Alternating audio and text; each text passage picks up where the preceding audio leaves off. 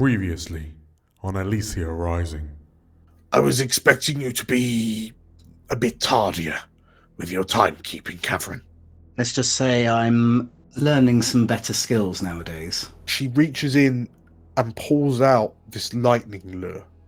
That is a remarkable discovery. Catherine, you absolutely recognize this goblin to be High Priestess Lukraji Esoth, the leader of the Church of Aya.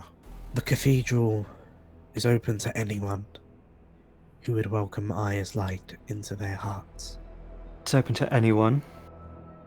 And I sort of make eye contact with her, showing her the red of my eyes. Everyone. Well. We meet again, Catherine. I told you it wouldn't be the last time you saw me.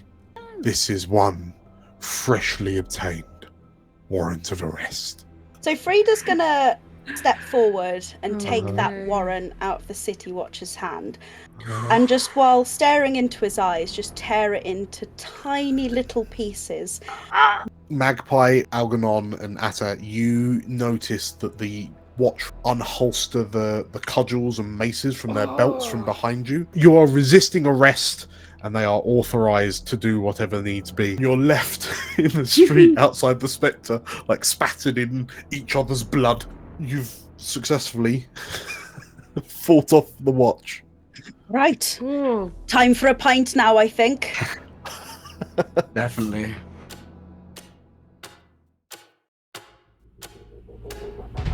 Welcome to Elysia, the jewel of the north. On our gilded streets, fortune and fame can be found by anyone. Hi, I'm Julia, and I'm playing Magpie, an ace of our lurk. Hi, I'm Nate, and I'm playing Catherine, a dragon-scent slide. Hi, I'm Meg. I'm playing Frida, a wolfkin cutter. Hi, I'm JC, and I'll be playing Algernon, an ace of our spider. Hello, I'm Errol. I am playing Atta, a goblin whisperer. And my name is DM Dan. I will be the games master on this adventure. So come on in and marvel at our wonders. Make sure you see the beautiful views we have to offer, and don't mind the ghosts. They're friendly, really. Grab yourselves a seat and make yourselves welcome in the city of Elysia.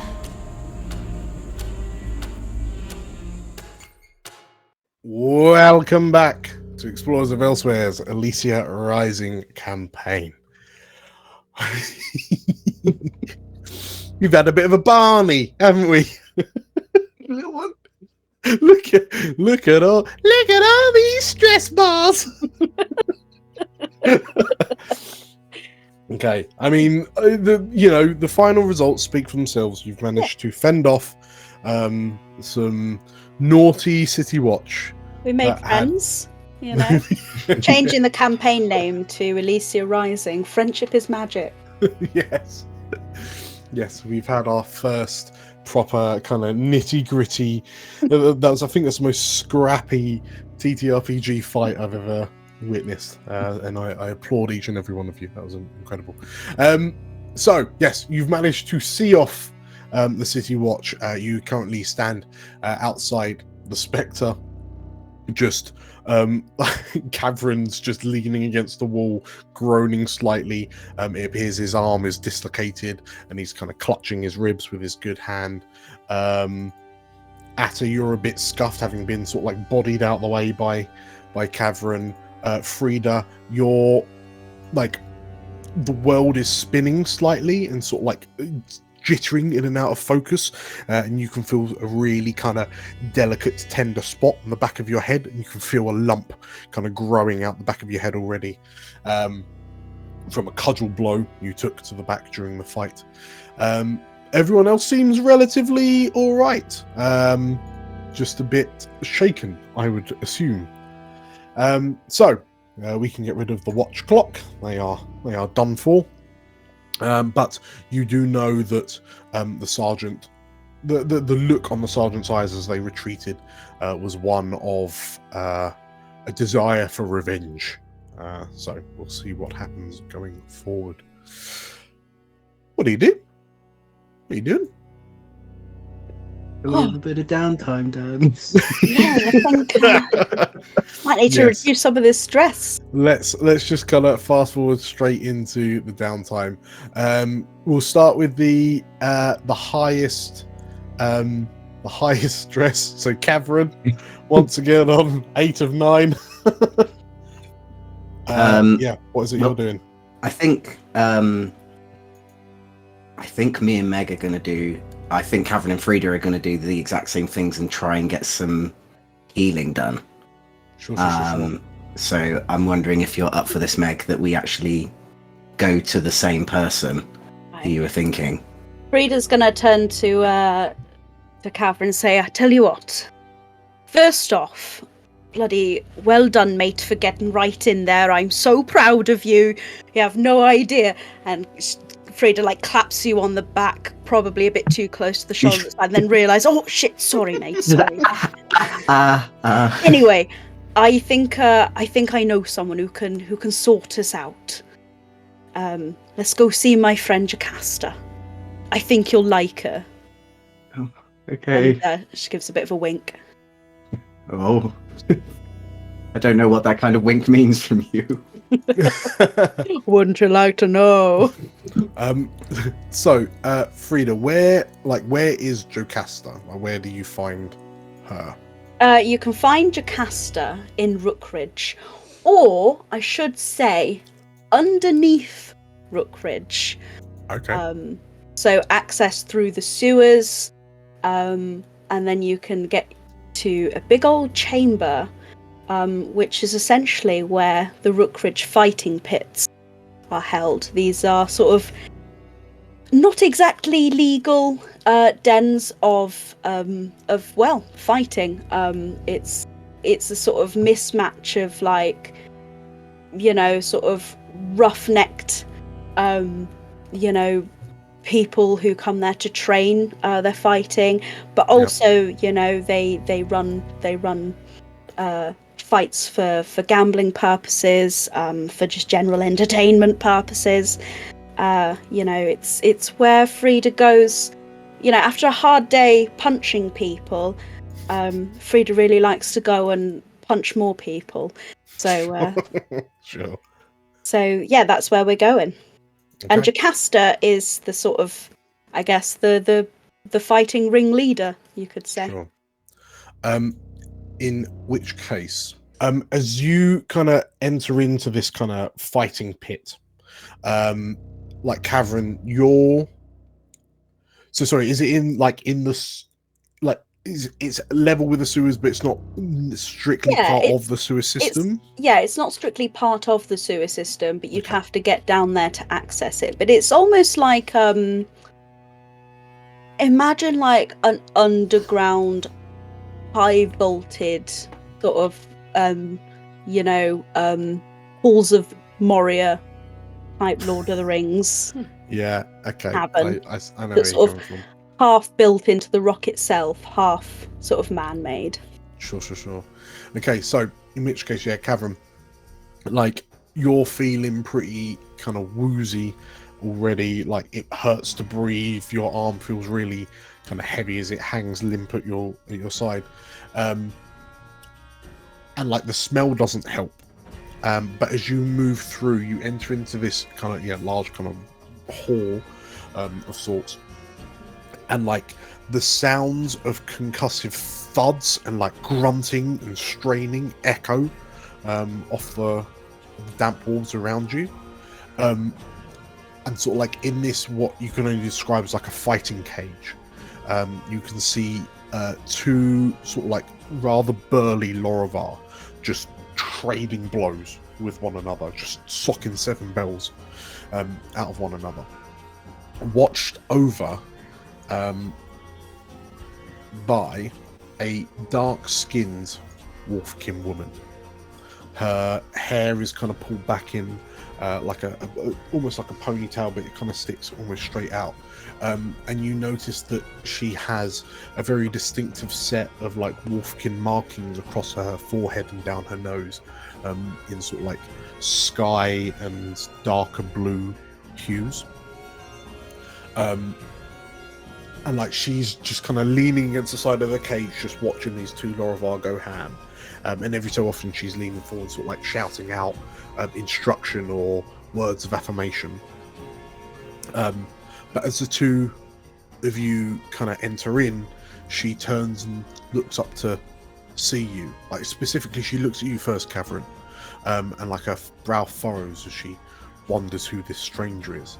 And then from behind you steps Frida, and you notice that this Wolfkin woman's face immediately softens, and there she is! She shouts out, and like her voice is booming and like reverberates off the halls.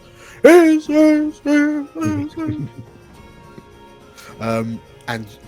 she sort of like quite effortlessly climbs over the top of the cage, kind of jumps down with surprisingly sort of like feline-like grace, and then in a relatively few but great strides, like soars towards the two of you, effectively brushes past you, and then she just like embraces Frida in this really big, encompassing hug.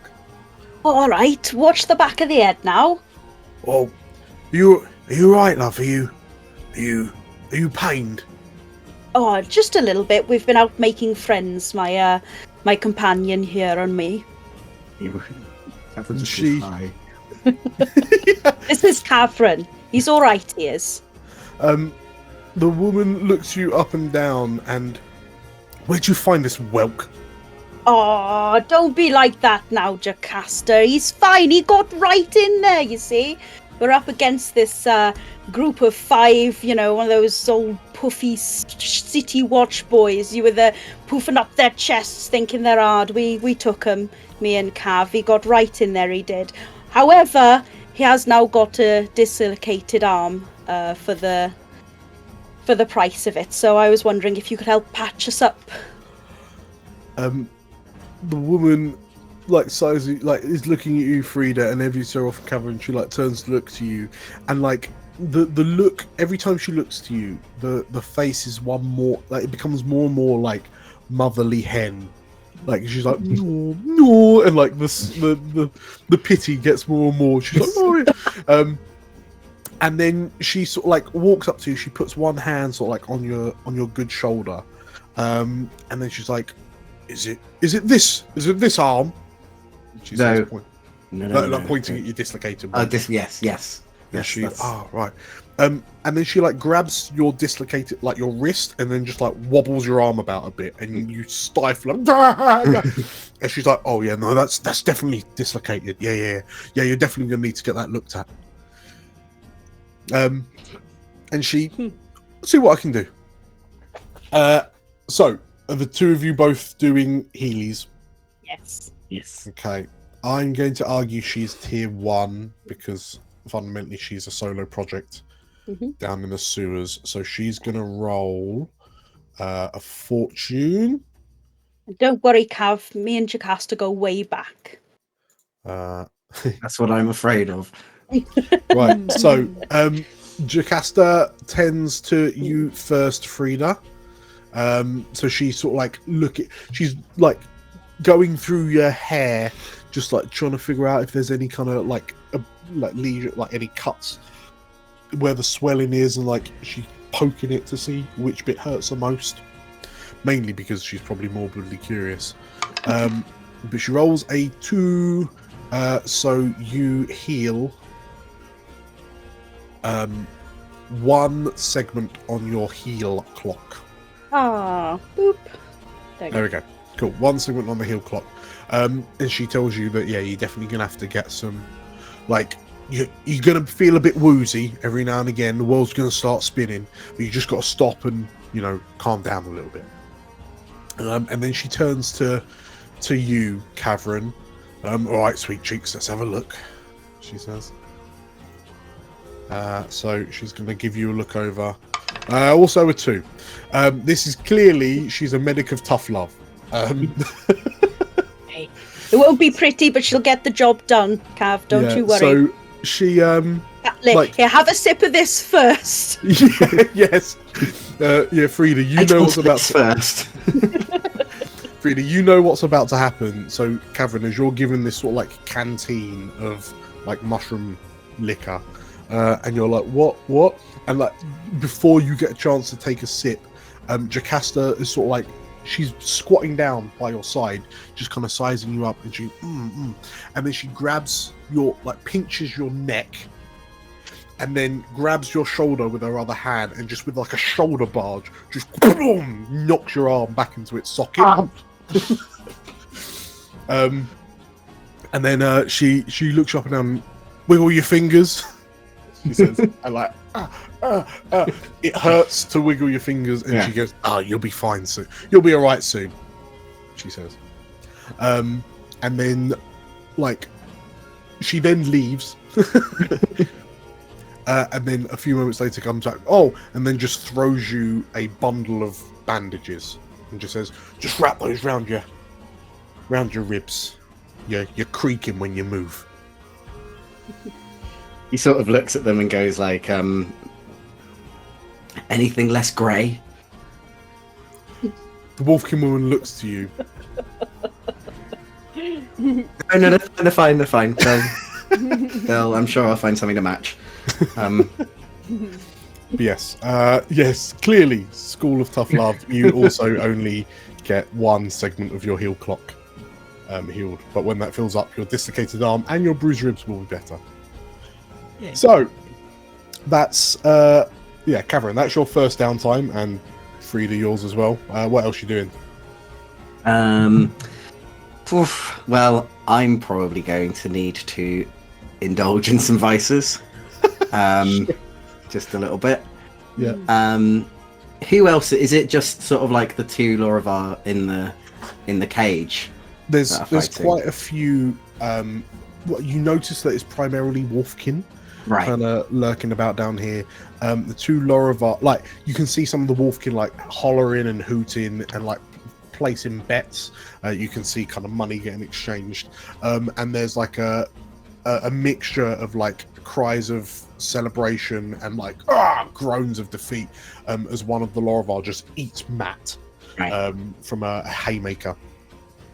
But yeah, that primarily like the Lorivar looking around. They're all kind of looking at you, but you know, overhearing what Jocasta's saying to Frida, you've been referred to as pretty boy on more than one occasion. I think in that case, hearing that, I think Cavern's going to feel a little bit more of his oats, a bit more, and he's going to find I'm going to say like a rather attractive young Wolfkin woman who may be just sort of standing in the corner and sort of chat her up and just kind of go like, thought the City Watch tonight, don't you know? And just try to impress her for maybe a little bit of a fiddle round the back. Well, you are a big scary man, yes? She says. Okay. Fighting with the guard. I'm trying to find like the smallest Wolfkin I can find, because they're probably like the same height as me. Just gonna snap you like a twig. Cavern, roll me your insight. So 1 dice for your indulge vice. Roll it. Oh no. 1 for me then, obviously. Oh no. Suffice to say, Cavern is broken like a twig. I've got bruised ribs. Like, give me a chance. It would seem that she cared not. Okay, yeah. So you go out feeling almost as battered as when you went in. Okay. Let's finish off Frida. What's your second downtime? Again, I think I'm going to have to reduce some stress, and I'd like to think that, to be honest, watching Cavern trying to peacock in the den of muscle mummies would be stress relief enough. But on the alternative, she's going to turn to Jocasta and ask her. So who's up on the ring tonight? Who's next on the books?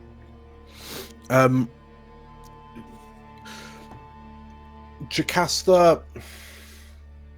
Well, she tells you that there's a couple of new, like, ever since Tavarien died, like more people have been turning up. Like people have been turning up with more regularity, and like new faces have been turning up, and she's a bit concerned about how like the word is spreading. But she's also a bit. She also mentioned she's a bit wary that some of the there's some new kids that have rocked up from Old Town, and she's overheard them talking about like, oh, we're going to join a gang. And like, yeah, as you give her the face, Jocasta nods. I know, right? But what's worrying is that are you having this conversation whilst having a bout in the ring? Just having a discussion while you throw fists at one another? Yeah, could do. Yeah, Sure. why not? So yeah, Jocasta's just like, but the worrying thing is, this crowd that they're looking to get into, they don't sound like a good crowd. They're Right. arsonists. Oh, like- right. And the last thing we want right now is fire. And we don't need nuts. We don't need firebrand nuts running around the streets. So I tried to knock some sense into them, but they weren't having it. Seems that there's a group and they're just rounding up discontents and swelling their numbers. I don't suppose you got a name for me, have you? And like you, as you say that, and you sort of like shoulder her in the collarbone, and she like in the sternum, and she staggers back, and the Kindling, they're calling themselves. I've heard that name before. Yeah, they sound like nuts, but it's probably. Well, normally I think that it's just something that will blow. Just a fad that will blow itself out, but now that Tavarien's gone. Yeah. Vacuum, right?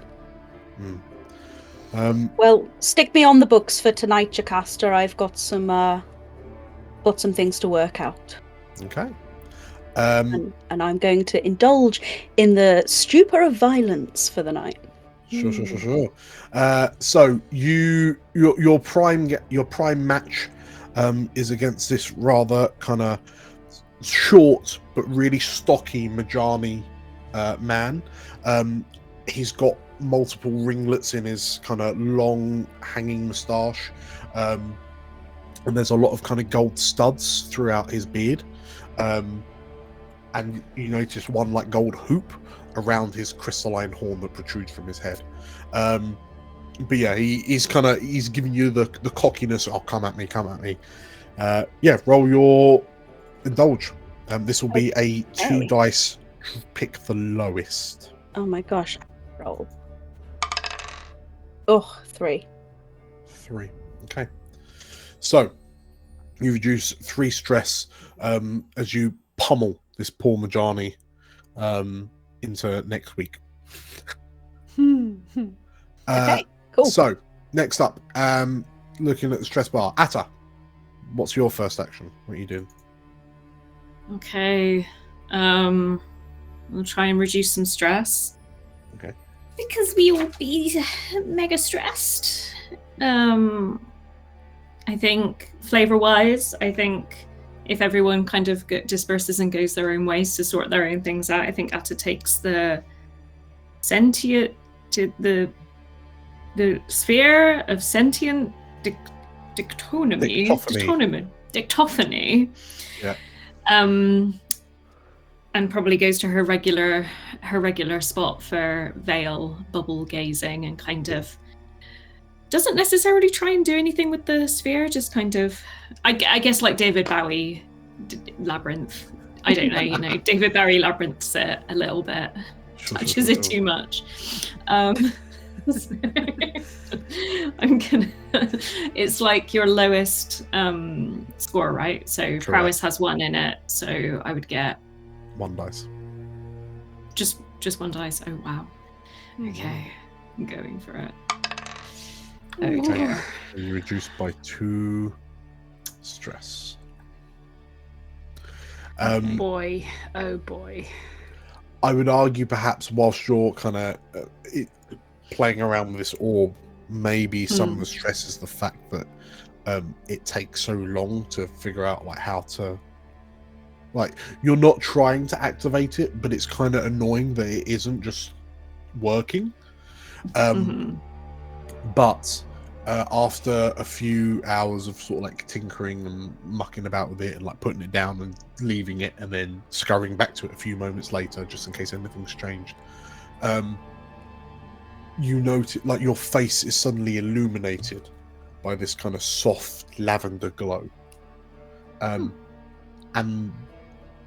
like as you look at your kind of distorted reflection in the circular surface of the orb, you hear, hello? Hello? I don't know what I was expecting. Hey, orb. I don't believe we've met before. No,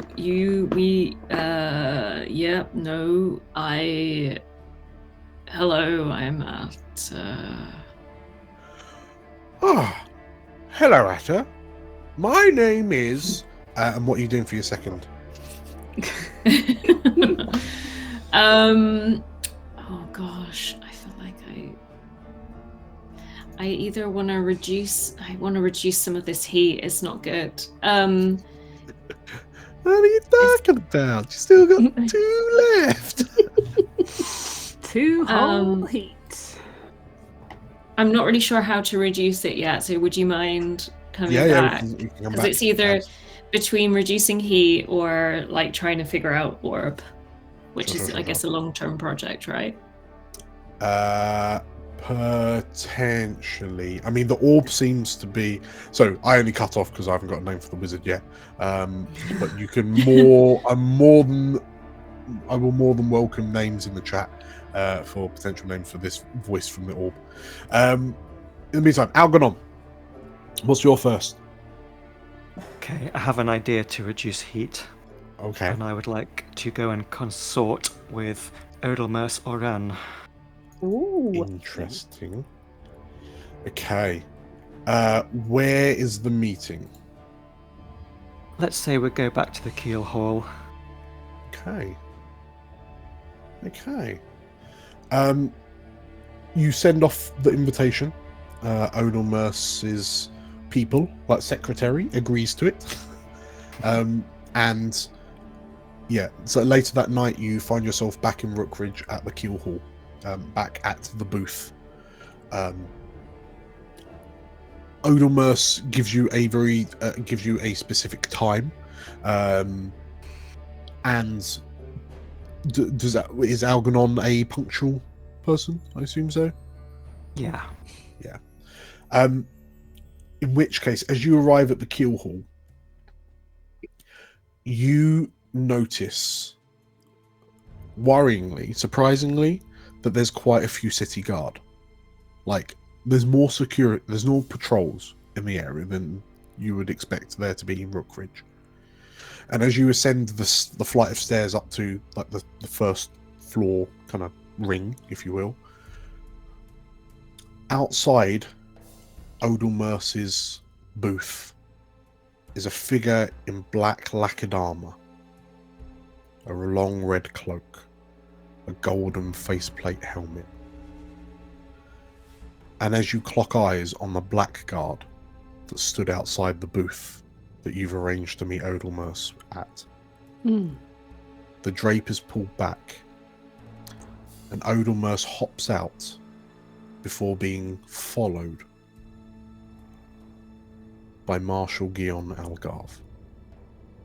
And the bald Lorivar sort of like stands straight and kind of pulls his coat to kind of straighten out the creases. And you notice like behind Algarve steps like a blonde Lorivar woman. Like to look at the scene, she looks like his aide, but she's got like, she looks at you and she's got this very kind of piercing blue stare, and then she kind of like, her face softens as she turns back to G on Algarve, and she laughs at whatever kind of witty comment he just made. You notice Odomers does not laugh. And yeah, the sprite simply lifts up a hand and it was good speaking, Grand Marshal, he says.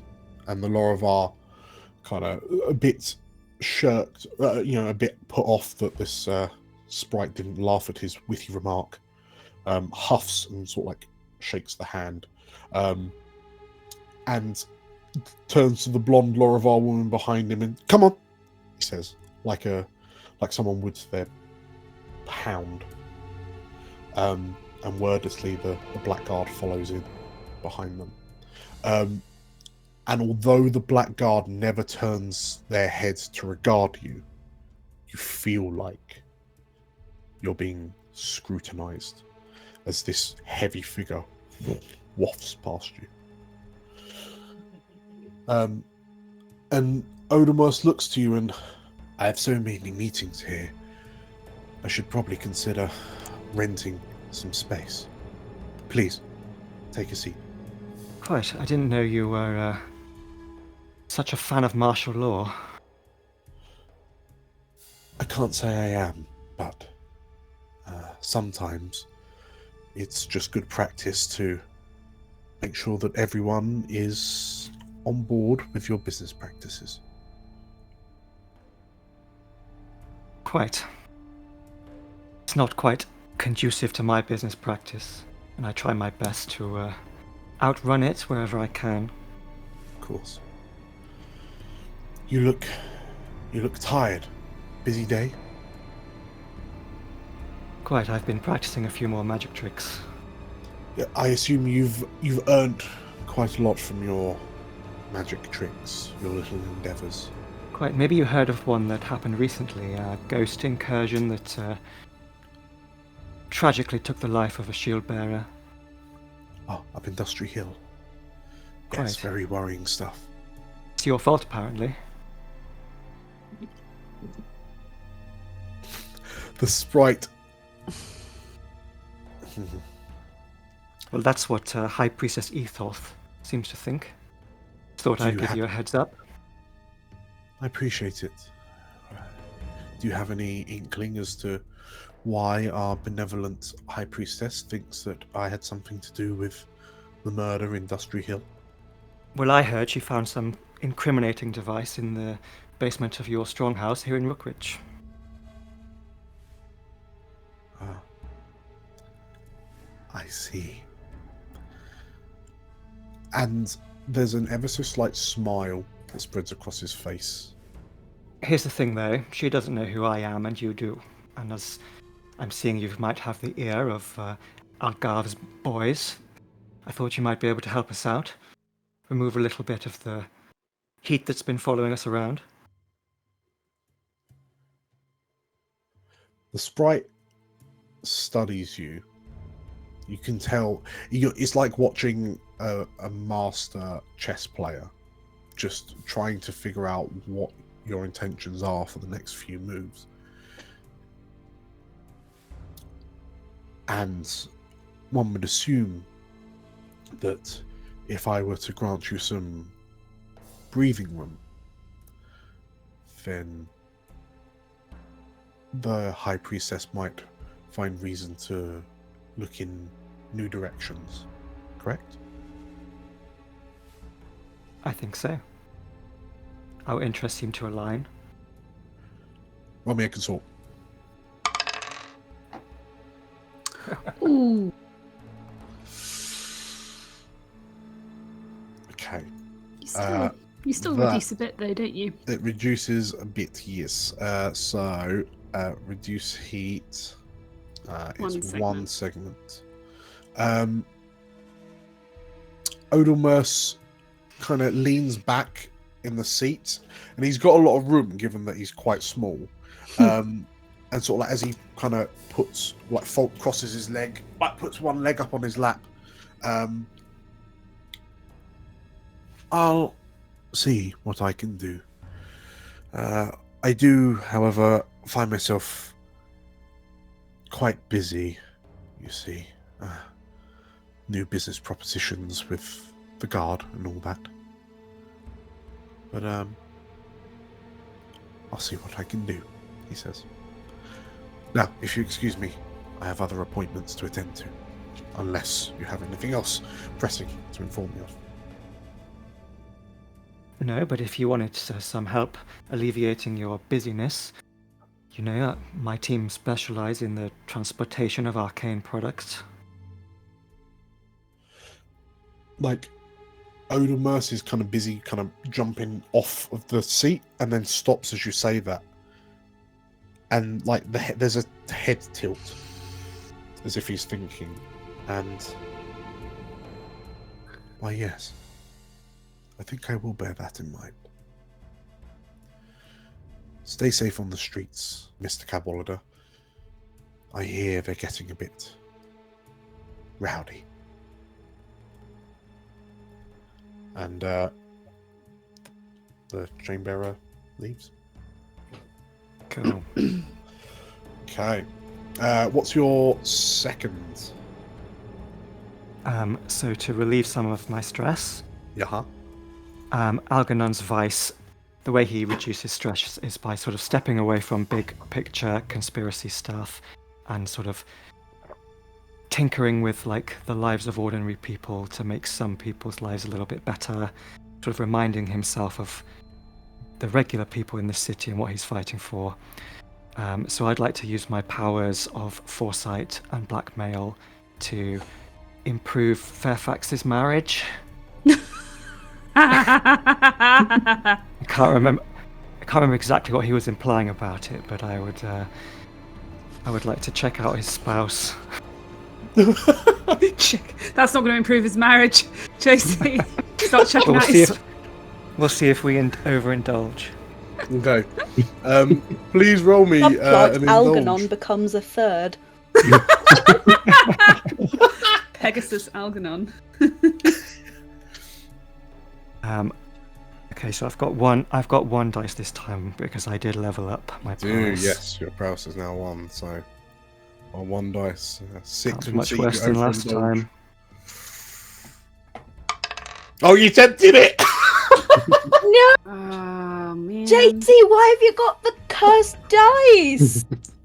Oh That's no! rough. What stress.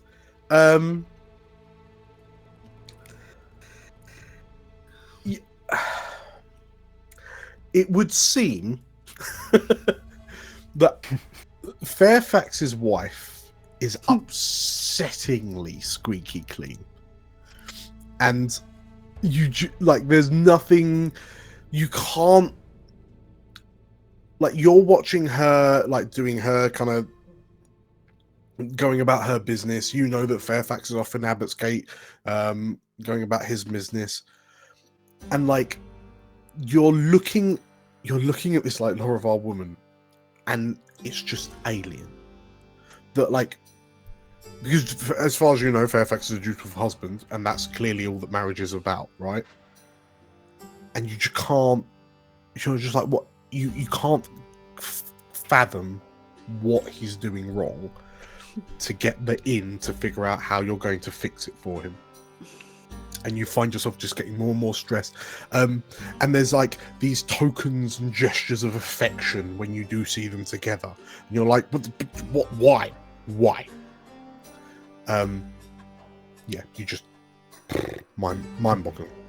The man must be bored out of his mind. Yes. So, does Atom want to jump back in, or shall we go with Magpie? I'm still thinking, and I've got questions. So if Magpie knows what they want to do, then go for it. Well, one of my things was going to be to reduce heat, so. Okay. But again, I don't know 100% how, but I'm open to ideas. So yeah, there was that, and there was my project that I never finished, looking into the sort of after effects of Tavarian's death. Yeah. So I'd like to do both of those, please. Okay. So how are you reducing heat, first and foremost? If you want to do a combo, I sort of have an idea of how I would reduce heat. Maybe using like study or tinker, to try and like, we saw like this magistrate's office like sort of warrant for arrest, and I'm sort of wondering if Atta can like forge some documents, because study is like document forging. Nice. And kind of you could, I don't know if then you could, because she's not very sneaky, but I don't know if those could be planted somewhere. I could plant it somewhere. Yeah. Would we both get to roll if we do that, Dan? So we're both using one of our actions to reduce heat. Lovely. So I will do it with my prowel, because I would like to plant the documents once Atta has forged them. What names do we want on the documents? Algernon, do you have ideas of who we would want like documents of arrest for to take heat off of us, or anyone else? Ideas? I don't. Not really. Okay. Should we just go with what's his name? Caleb? Yeah, I was gonna say maybe Caleb. McNulty? Caleb. See if we McNulty. can. Yeah, we don't for sure bring some of the kindling stuff to light. We don't like what he's doing, really, do we? Even though we're criminals, we're not We really do a fan. not. Yeah, but we're not murder cult criminals. We're just, back to the city Little watching bit the of stealing. street You're criminals. just street brawl criminals. Street brawl, yeah, A bunch of delightful ragamuffins. Yeah, the friendly sort. Cheeky scamps. Okay, no, that sounds good. So the two of you then, if you both roll me your respective, so one study, one prowl, and then we'll reduce the heat. So we roll the actual skill, do we? Yep. And then it counts off segments. Wait, who's who? That's fine. It's partial. Okay. Partial and partial. Okay. So that is both reduce the heat by 2. 2. Very good. 1, 2, 3, 4. Okay, so you're now back down to 3 heat.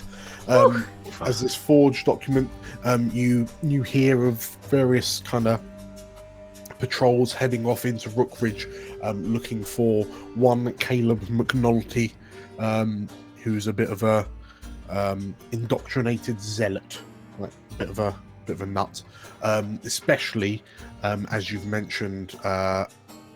Presumably, in the forgery, you've mentioned suspicions of murder. Okay, fair enough. So yeah, your heat is back. To check out the bakery. Yeah. So the bakery gets raided. Yeah, that's definitely happening. Okay, so you are back down to 3 heat. Congratulations. Great. And last but not least, Magpie, roll. How are you finishing off your investigations? I think I'm doing the prowls again. It's what I do well. I'm going to do some sneaking about town, trying to overhear conversations, find out. I would argue in this point, where is it you're sneaking to? Like, where are you sneaking about? Am I possibly following up on the leads I got last time when I overheard Musty Musto talking about Songbird and the fire nuts, was it? Oh, I wonder how Musto is. You haven't seen him for a while, have you? Yeah, I know, right? But I don't invite know him for tea. wherever would be most appropriate to do that based on the clues I've got so far. Sure. Okay. Let's say it's near. So Musto has just been a veritable font of information. Not that he knows. Sure. But roll me a prowl. Okay. Roll it. Oh, good one. Ooh, nice. Yeah. So that is many segments, which means you complete your clock. Hooray. Ding. The ding. That's exciting. So, as you this time you're you're waiting in an alleyway near the window that Musto's office has. Once again, or maybe you are just lying on the roof of of his house, like of his stronghold, his holdout, and you're listening in. And he's primarily talking about the same sort of things, but like progress reports. Like they're doing really, really well pushing into Old Town. Like they've nearly got a foothold there. But like he's worried. He's worried because he's been told to be worried that a lot of things that the factions around the city are doing are nearing completion. And the Blackguard are up to something, but he doesn't know what. The Tellers are working to sort of like kick him out of Old Town, so he's desperately trying to get his foothold in there before they get a chance to like unwedge him. But then you hear him say, yeah, so basically because they've been so good, yeah, she wants to have a meeting with them. I don't know why. I mean they're good. Yeah, I'll give them that. Like, I mean, they're all right. I mean, they're all right. But yeah, she wants to meet with them. I don't know. Maybe she's got a job for myself. I don't know. Yeah. I mean, I'm surprised because like she's really busy. What with the kindling and all that. Because like they're up to something, and like they're up to something no good. Don't know. I don't like them. I don't know what though. But it's no good. No good. Yeah. Well. Yeah. So yeah, if you could pop on down to. Yeah, we'll pop on down. We'll say hello. And by the time you kind of skedaddle and make your way back to the Spectre, where I assume everyone's having like a bit of a nightcap, to rest and relax. You like it's getting close to closing time at the Spectre, and as you arrive, Magpie, you notice there's like a young cobble stood outside going, oh, but I just need to go and talk to please let me in. Like Juicy's just like, no, it's closing time, like you're too late, come back tomorrow. And then Musto kind of bursts onto the scene and just like effectively shoulders past Juicy. Excuse me, miss, he says, and like grabs this young cobble and drags him along, and like Juicy's just like shouting at this sweaty little goblin that's barged his way in. And are you ducking in behind them to like follow along? Yeah, so Musto just beelines, like no subtlety, no discretion, just beelines to the bookcase, pulls on the lever, swings the trapdoor open, down the steps he goes. And I'm assuming everyone's just having, because you've all had a pretty rotten night in the grand scheme of things. Like Frida's got a sheen from her fight, but like Algernon just looks a bit frustrated with something. Cavern looks delicate. Atta, how excited are you that the orb started talking to you? Weirdly, not that excited. I think Atta's slowly coming to realize, like, oh no, everyone's getting hurt. It's not. Atta wanted a ghost, not a wizard. Yeah, everyone's in, like, you're all in the downstairs of the Spectre getting your nightcaps. When you all turn to see, like, you hear Juicy shouting as she chases Musto down the stairs. And Magpie, you kind of come in after. And Musto just sort of like bald as brass, just wanders across, takes a seat next to you. You finished with that, he says, pointing to your drink, Frida. And before you get a chance to answer, he just, cheers, then. And just finishes off your pint. Frida's fist just like clenches on the table. Oh, that was disgusting. What are you drinking that for? He puts the tankard back down. Right, so basically, hello, Magpie, he says. He sees you stood at the bottom of the stairs. Come on over, love. Come on. Sit that pretty little tush down. Come on. In you come. Come on. In you come. Sort of look over my shoulder as if you've been talking to someone else. Yeah, he's not. He's patting the stool next to him. Go on. Grab yourself a seat. I pull up a stool at the opposite side of the table. Very good. So, I am here to formally invite you into a meeting of sorts. A very private, very secret meeting. So, a meeting of the best minds in the city. I'll be there, of course. But the timings are a little bit weird. So, what's the time? Barkeep. Yeah. And he's like clicking at Eric, and Eric's just like, what the fuck is this goblin doing? What's the time? And Eric's like, it's like midnight. What? He's like, oh shit, well, we ain't got very long. So we need to skedaddle real quick, actually, because we have to be there at the stroke of midnight. So finish up, drink up, he says. And he's sort of like pointing at everyone, pointing at the drinks on the table. Cavern, he looks to you and he finishes your drink for you. Oh, that's even worse. And then he hops off the stool and go on, let's go. He starts like ushering you. And How can you say no? how are you all feeling by this force of nature? I think the contrast between like Musto and what is it, Lucrage? Lucrage, yeah. Yeah, Lucrage is like hitting at her because they're like two goblins of power, and that is like, interesting. Yeah. Well, are you accompanying Musto? Yeah. Sure. So, Musto is scurrying, and you've never seen this. Is the fastest you've seen this goblin move, right? It's not very fast, but it is the fastest you've ever seen him move.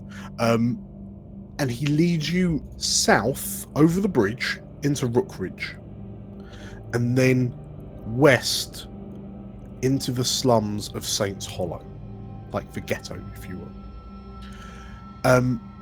And like you can almost see the buildings around you deteriorating in upkeep with every kind of step you take, until Musto, like looking at, and he's kind of walking along with his gem encrusted cane like under his armpit, and he's whistling joyfully. And he arrives at this just door at a house, a building in this street. And like looking around, you can see that there are people looking at you curiously. And Musto starts like rapping on the door with the end of his cane. And there's silence for a while. And Musto then, to it, to woo. And who's closest to the door? Like who's immediately next to Musto? I think it's Algernon. Yeah. Algernon, you hear this like barely audible sigh come from the other side of the door, and you hear a deadbolt pull open, and the door swings open. I'm exasperated by this man and his apparent success in the criminal underworld. Yeah. And then as he just kind of walks in, you notice like whoever opened this door. So this door opens, and it's effectively like it looks like it was once an alleyway between these two buildings, but someone's kind of like walled it off to almost act as an extension. But the alleyway leads to one of those kind of basement access doors that you get on the sides of buildings. And you notice that the person that's undid the bolt, the deadbolt, is already gone. Is already heading off down into this kind of basement area of sorts. And like Musto is just sort of like semi-chasing after them, being like, "Oh, you're right, yeah, it's just me. Hello, love you. Oh, hello." And you like his voice trails away as he disappears down the stairs into this kind of like whatever is on this basement area under this building that you've arrived at. And there's no pomp and there's no ceremony. You're just kind of left in the street, this open door of this kind of walled off alleyway. I'm really regretting using up all my punching energy earlier, you know. And as you kind of follow in behind, the first thing you notice as you descend in down this kind of basement access ramp, like stairway, I should say, is a very strong smell of like a herbal incense. And it's quite kind of smoky, so almost foggy down here, presumably from the incense. And it's clear the direction you need to go in, because it's a bit of a winding corridor, and you can see rooms off on either side. Some of the doors are closed, some are slightly ajar, but you can see sort of like shadowy figures moving about, like doing whatever they're doing behind these doors. But you're able to follow the sound of Musto's voice down the corridor until you arrive in a rather large room, punctuated by supporting beams. So clearly you're in the basement of this actual building. And in the middle of the room is a large circular table. And as you enter into the room, sort of like coughing slightly as you kind of waft the smoke away from your faces, you notice that around the table to the left, there are a number of Majani sat, covered in kind of gold ornamentation and rich and lavish clothes. They all look similar to one another, and Algernon, you suppose that they are family, they're all related, but they all kind of look to you suspiciously. And to the right, you see Musto sat with a number of other kobolds, and they stand as like visually diametrically opposed to the Majani opposite them. The Majani seem to have these kind of incense, like censer burners, just around them, just kind of wafting them with the smoke, and you see Musto kind of blowing it away. At the far end, on the far side of the circular table, you see there is a hand emerging from darkness, resting on the table. You hear a voice from the darkness say, "Please, take a seat." And the hand gestures to some spaces between the Majani and Musto's cobbles.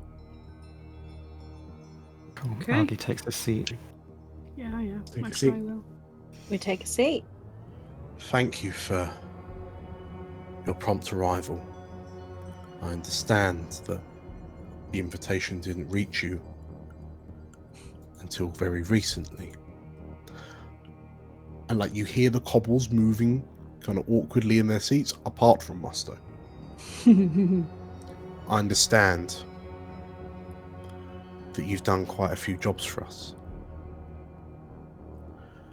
and that you've done them with a sense of professionalism that cannot be questioned, a certain efficiency. I also understand that we both know what really happened to our dear old Tavarian.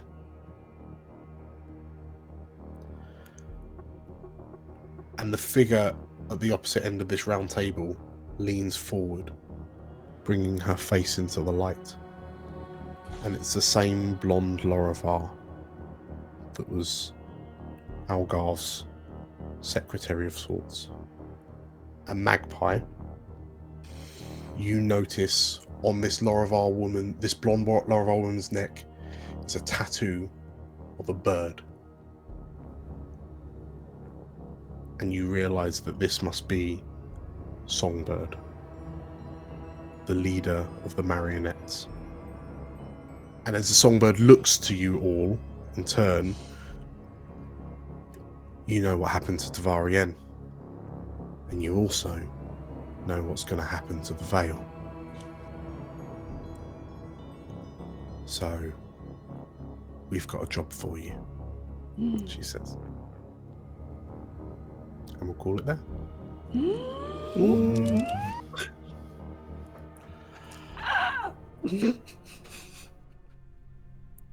Elsewhere. No. In Elysia. There is an excitement in a crowded tavern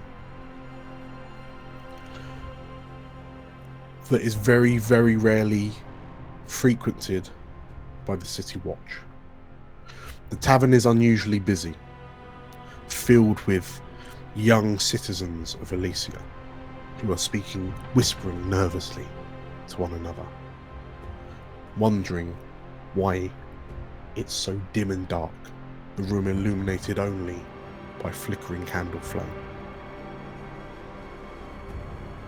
The nervous chatter quietens at the sound of clanking footsteps, accompanied by a slow but distinct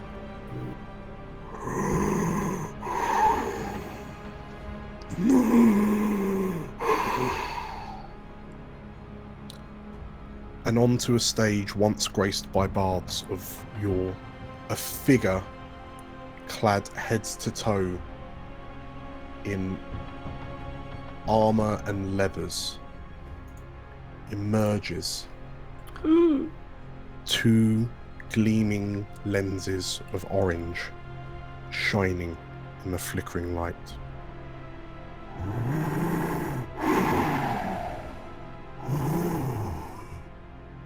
Thank you for coming. Thank you for acknowledging that Elysia must be saved from herself. And the gathered crowds, the eyes of the gathered crowds widen as they eagerly await indoctrination into the kindling.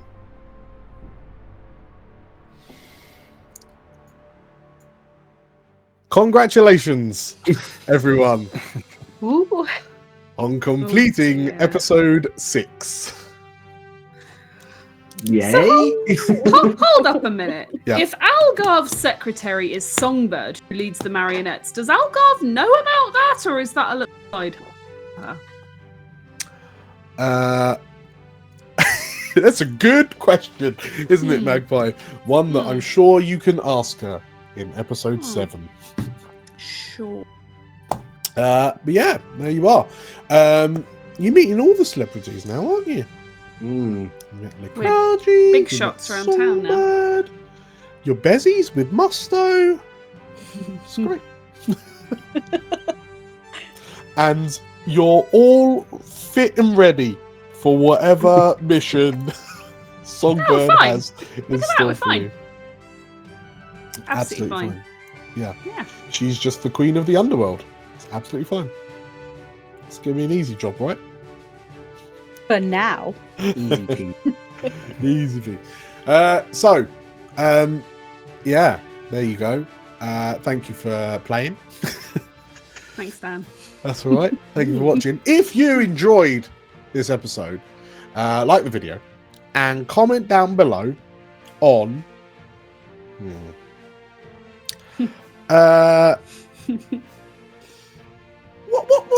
what should everyone comment on today?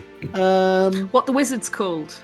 The wizard, yes. Comment down below on the name of the wizard in the sphere of sentient dictophony, and the best answer will be his name or her name.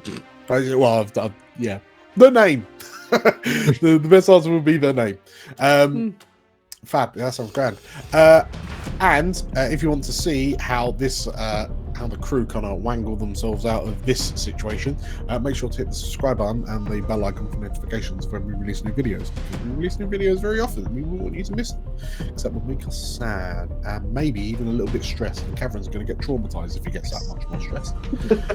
You wouldn't want that to happen now, would you? So, yeah, thank you again for watching. Thank you again for playing. See you next time. Bye. Bye. Bye.